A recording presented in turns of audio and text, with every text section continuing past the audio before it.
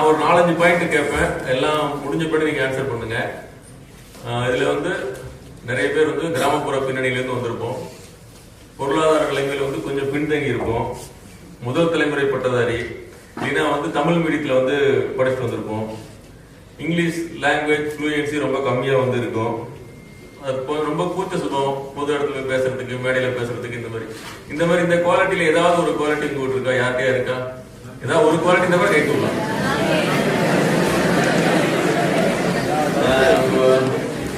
எல்லாமே இருக்கு சார், நீங்க ஒரு குவாலிட்டி கேட்கலாம். இப்ப இந்த குவாலிட்டி எல்லாம் உங்ககிட்ட இருக்கு அப்படின்னு சொன்னா நீங்க இந்த இடத்துக்கு வரதுக்கு தகுதியான ஆளுங்க.